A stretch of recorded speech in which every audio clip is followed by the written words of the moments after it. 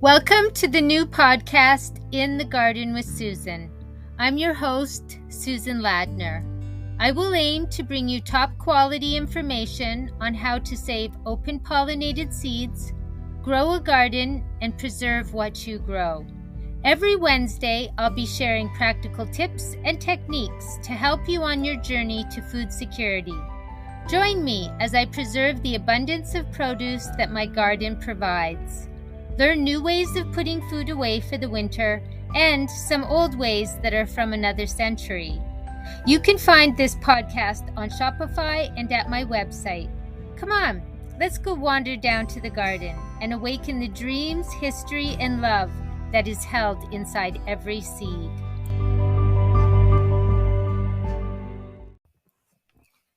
Hello, everyone, and welcome to another edition of In the Garden with Susan. And today we have a lot to get through with perennial alliums, and this may even be a two-part in the whole mega series of perennial vegetables, because there are so many perennial alliums. And I'm actually a little bit shocked as I've started digging into them. There's a lot more there than I realized. So I also want to just make a note here before we start things off that there may not be an outroll today. I'm having some phone issues and the phone is in the shop, and then an order had to be ordered for the phone. And I'm at this point wondering, why am I fixing this old phone? Because it's so old.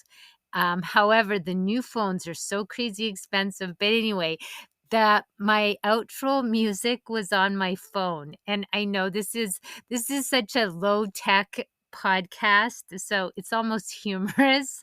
If I have to play the outro music off my phone, and I have to find it every time. But so anyway, please excuse. I will try to make an outroll today, but if there isn't one, you'll know why, and it'll be back next week. And also, I just want to make mention, how's everybody enjoying that feeling of everywhere you go, there's something to do? I don't know, gardeners, this time seems to be absolutely insanity.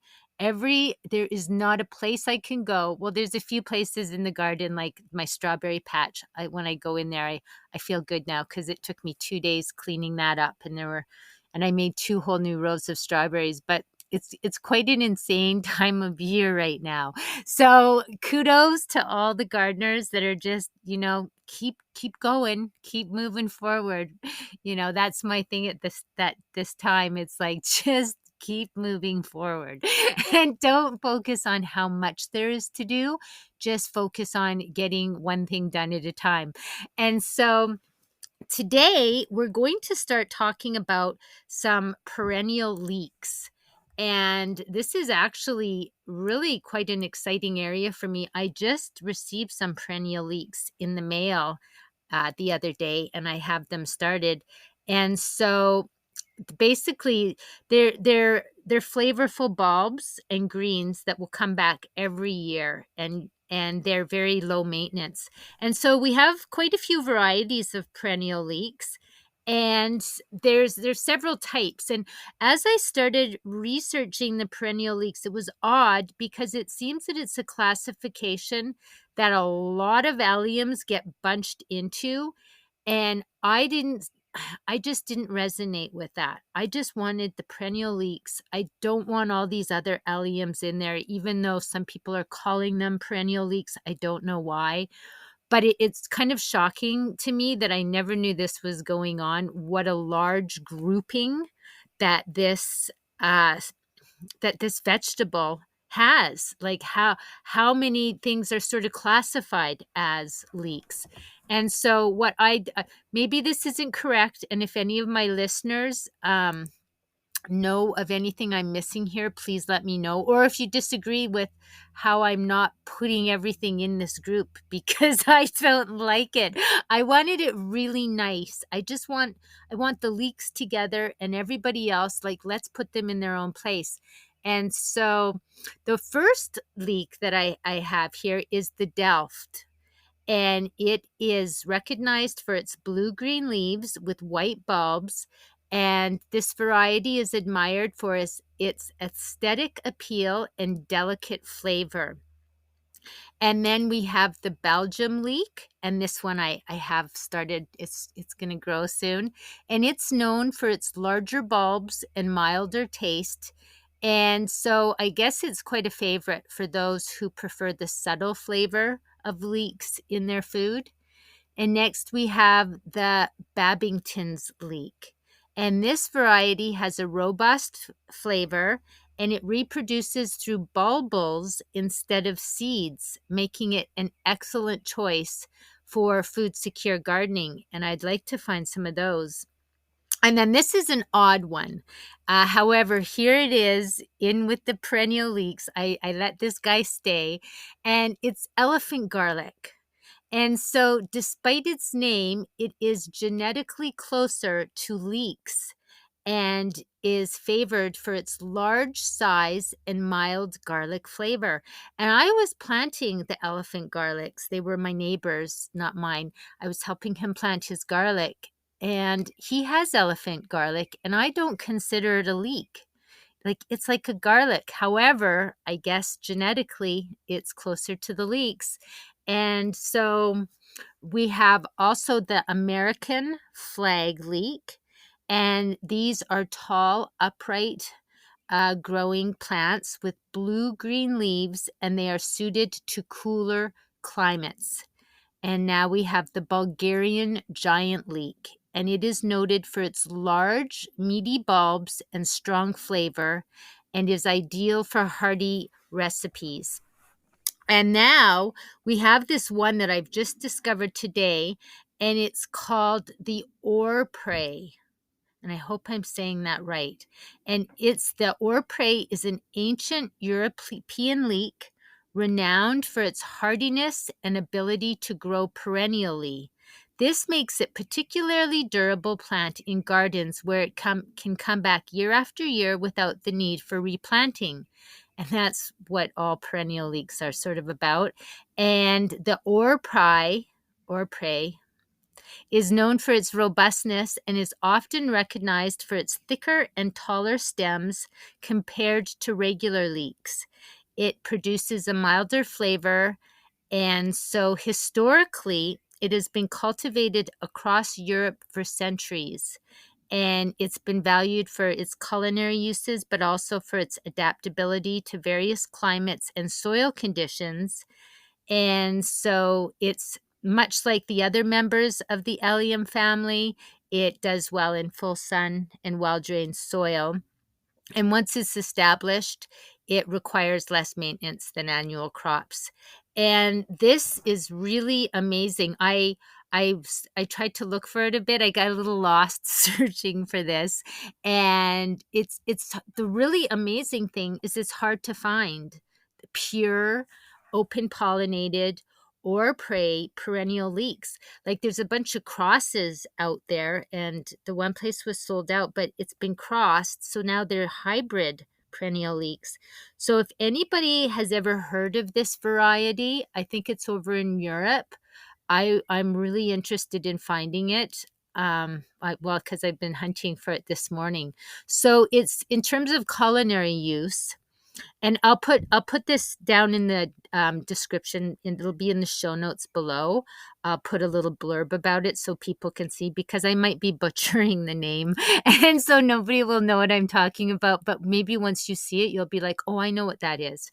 And it's used similarly as other leeks are used in the kitchen. And its leaves and the white lower part of the stem are edible. We all know that. And the white part is prized for its sweet onion-like taste.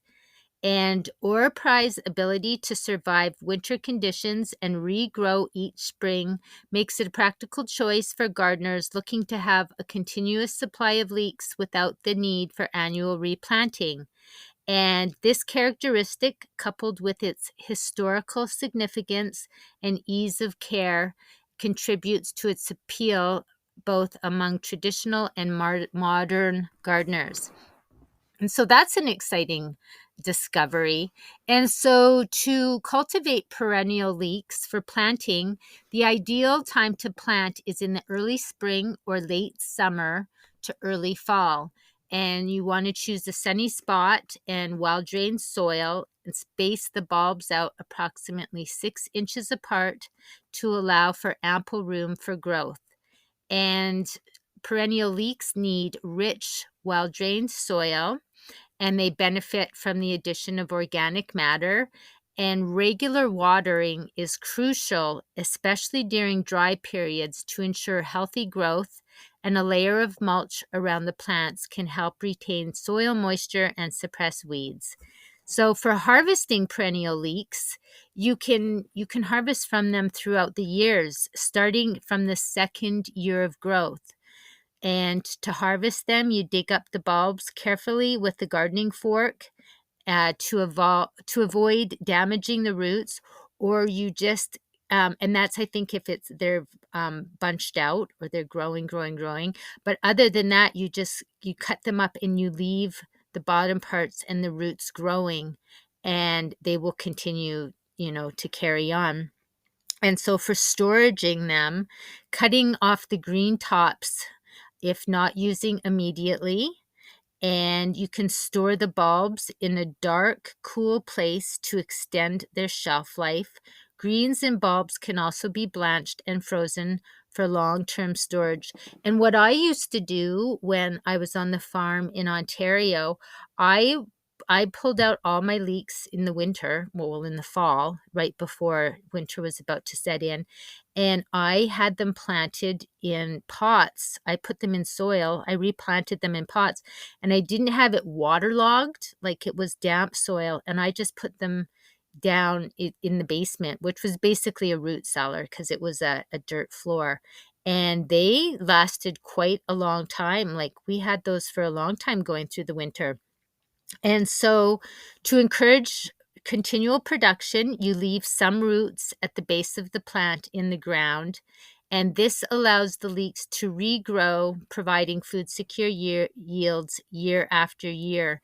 And as I was looking around, I'll put this website down in the show notes below, I found a web page from the Backyard Larder, and they were discussing the potential for cultivating perennial leeks. And it talked about an experiment where leeks that are naturally multiplied were observed and selected for their potential growth perennially. And the article talked about the tendencies of leeks to bolt prematurely or whatever, go to seed, and if all leeks can produce offshoots from their base post flowering. So can that become a perennial? And it sort of, what they found was that the older leek varieties like Blue Soleils show more perennial tendencies, suggesting that modern breeding may have selected against this trait. So that is another reason why finding some of these heirloom varieties and these historical leek varieties, you might be able to have that could be a perennial in your garden. And so that's something amazing. If anybody's into leeks and they want to see if they can find one of these heirlooms and get them to go perennial, like, wow, right? And so I just find this really amazing. I'm really into leeks today, and I'm actually, after this, I'm going to go and plant some leeks in the garden. I have an old variety. I don't want to say the name right now because I might not have the right one that I brought up from the Sandhill Preservation. And so now we're going to look at ramps. And ramps are also known as wild leeks, and they are a highly prized wild onion species that is native to North America. And they have a strong flavor and aroma, and a very popular foraged food that appears briefly in the spring, and they are known for their distinctive garlicky onion flavor. And I have never gone foraging for ramps. In fact, I don't think I've ever even eaten them. And so ramps they're not cultivated varieties like many garden vegetables. Mostly they're foraged in the wild. And I did find them when I was looking for them. They were sold out at this one site, but there are some commercial places out there that do have them for sale. I think you'd have to get in before they all sell out in order to find those.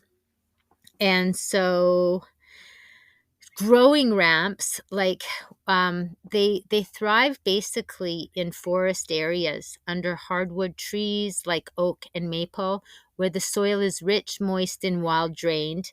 And so they prefer shaded or partially shaded areas. And if you're cultivating ramps, plant the bulbs or seeds in the fall. The plants require a few years to establish from seed, and they need soil that is rich in organic matter and slightly acidic. And you want to provide your bed with a plenty of leaf compost and some sand for drainage if you're going to be doing that. And so for harvesting and storing ramps, they're ready for harvest in the spring as soon as the snow melts and the ground can be worked. And you harvest gently by digging around the bulbs, taking care not to overharvest a particular area to ensure sustainability. And for storing, you can keep them in the refrigerator and they can last for a week or more. And for longer storage, you can blanch and freeze ramps, or else you can also pickle them. And they are used like anywhere you would use them as leeks or onions. However, their stronger flavor makes them more of a favorite to adding depth in dishes. And they're excellent in soups, omelets, potato dishes, and they can be also grilled or roasted whole. And ramps are also pickled and made into pesto sometimes. So the whole plant, both the bulb and the greens, are edible, and the leaves are milder and can be used raw in salads or as a garnish. And the whites of the bulbs require cooking to temper the intense garlic onion flavor. And basically, they're slow to reproduce. So this is a problem that they are at the risk of overharvesting in the wild. And ethical foraging practices are crucial, only taking a small portion of a ramp patch, or better yet, cultivating them at home if you have suitable conditions. And this will help to preserve this population. So that's something I did not know about, that the ramps, they could be inching their way towards extinction, especially I think as food costs go up and more people are looking to find, natural food or foraging food as to supplement their diet. So, who knows? You find some ramps, you go out, you harvest, you take them home to eat, someone else finds it, and nobody really realized that slowly but surely those ramps are being over harvested and it takes years for them to grow back. So there's that. That just makes me want to find some ramps and start growing them even more, just to help to preserve them. Now we have the Welsh onions, and I have some of these started growing.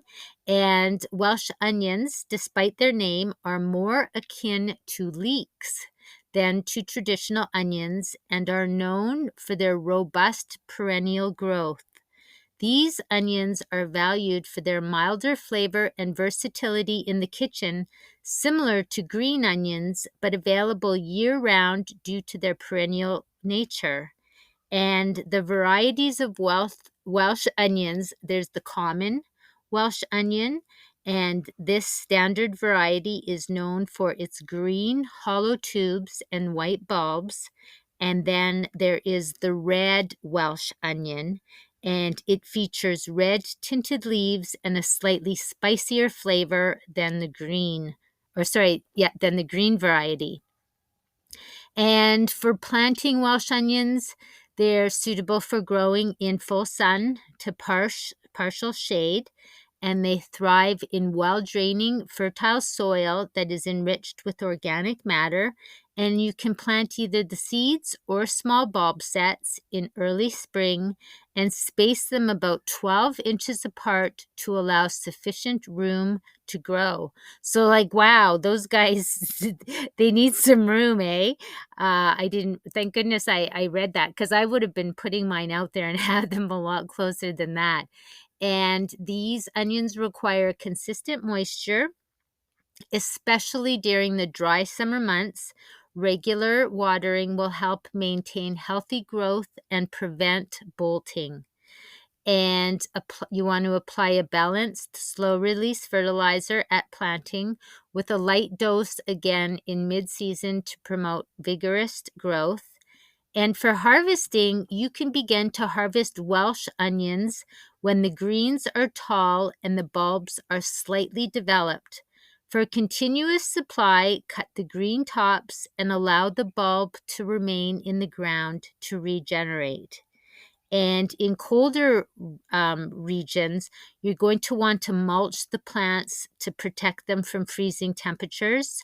And so that's something good to know. And storing them, they can be stored by freezing the greens or drying them.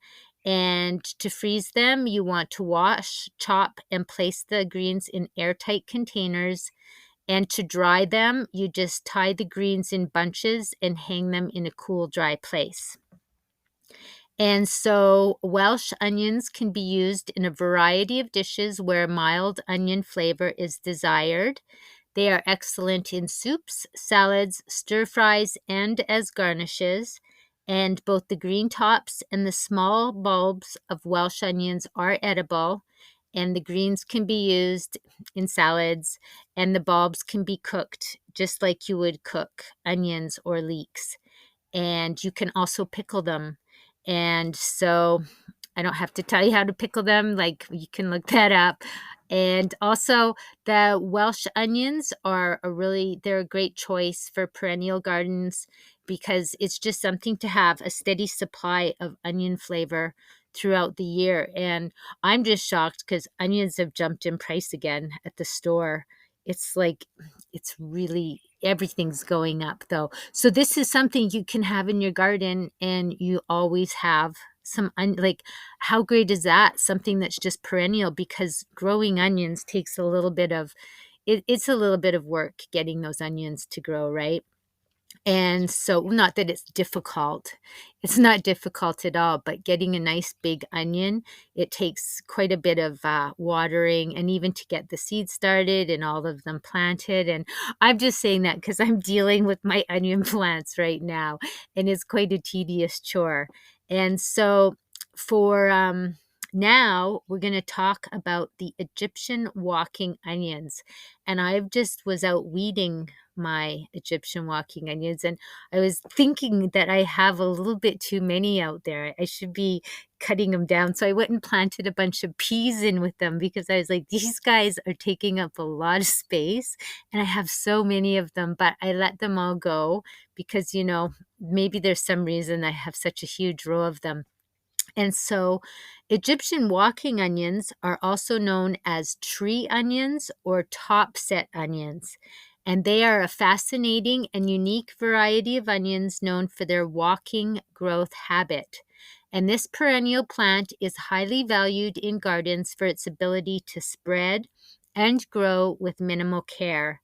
And there's not really any distinctive, varieties of them like you'd find in other garden vegetables. There might be some slight variations in size or the vigor of sets and bulbils, but that's about all. And you plant them in full sun to part shade, and they will thrive in a variety of soil types, providing that the soil is well draining. And you plant the bulbils in early spring or fall, and you place them about 2 inches deep and space them roughly 6 to 12 inches apart.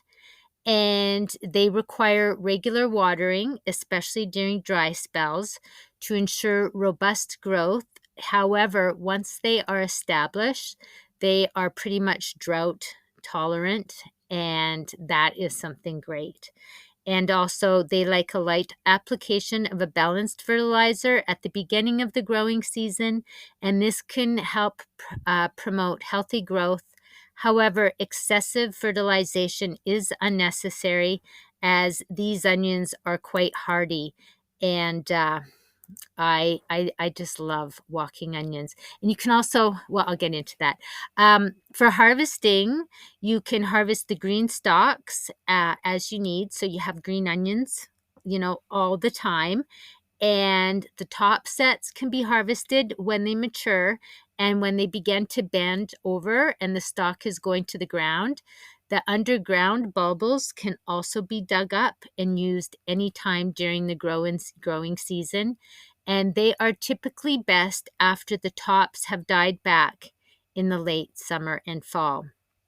And so the entire plant is edible, hard to kill, will be out there. And so this, I think, is another really important vegetable to have out in your garden. And so also the underground bulbils can be stored in a cool, dark place, just like traditional onions. And the top sets can be stored in a dry, ventilated area until you're ready to plant them or use them in cooking. Like, amazing. And basically, the green stalks are used similar to scallions or chives, and they add a mild onion flavor to dishes. And the bulbs and top sets are more pungent and can be used in any recipe that calls for onions. And also, the top sets are particularly good for pickling. Like, I never even thought about that. So, what a versatile crop for your garden. And they have a unique walking growth habit, so it's really quite interesting to see. The first time you see your onions walk, it's like, oh, that's just so amazing. And then later on, it's like, oh my gosh, they're walking everywhere. Like, these guys, you got to contain them, so you got to start eating them, which you you can do that easily. And so as the stalks grow, they'll develop the bulbils on top, and then the weight of these cause the stalk to tip over, and then the bulbils will take root in the soil and grow new plants. And over time, the onions will walk across the onion, and I have seen that. So you really want to get in and keep them contained, and with all the storage ability and bringing them in for the winter, like, there you go, that's how to contain them. And they're excellent for both ornamental and culinary purposes in the garden. And the fact that they self-propagate and they're low maintenance makes them, such an important crop for a food secure garden. And just going to check the time. Well, I'm going to get into a little bit of this one. I might get cut off a bit, but shallots. And so shallots, it's something that they can be perennials. It really depends on how you treat them. I think that they can be perennials in some areas, but if it's really, you're way up north, I don't think that they're perennial. So they're a type of onion, and they're known for their mild flavor and versatility in cooking. And traditionally they are grown as annuals, but under certain conditions you can get them to act as perennials, and they regrow each year from bulbs left in the ground. And I've got a couple of varieties growing right now that are growing from seed. And they come in several varieties, and there's the French red shallot, which is known for its deep red skin and sweet aromatic flavor. The yellow Dutch shallot, and it features a robust flavor and stores well. The gray shallot, which many consider to be the true French shallot with a gray skin and intense flavor. The frog leg shallot is an heirloom variety that is particularly elongated and known for its mild taste. The Jersey shallot, and it's known for its large size and pinkish hue. And then I have I have some Ed's red shallot growing, and I have another variety. I should have added it in. I just remembered. I can't even think of the name right now. So I think we're going to cut it off there, and we'll continue on with our alliums next week. And so thank you for joining me on this journey as I'm finding this very interesting. I'm hoping everyone else is also. It's also motivating me to find a lot of these seeds and get them growing and add to my perennial garden out there. And so I hope everyone's enjoying this really busy time in the garden, and we will talk to you next week, and I will see you in the garden.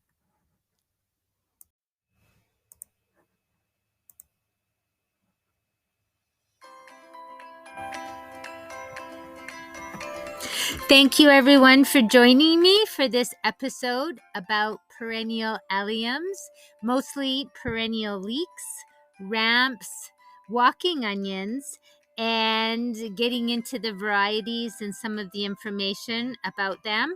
And so you can find this podcast and others at Shopify, Radio Public, Podchaser, Headliner. It's on my Rumble channel. It is at my YouTube channel, and you can also find it on my website at www.gardenfairybotanicals.ca. And I look forward to chatting with you next week when we will continue on our journey about the alliums and get into a little bit of perennial herbs also. I hope you enjoyed this podcast, and we will see you in the garden.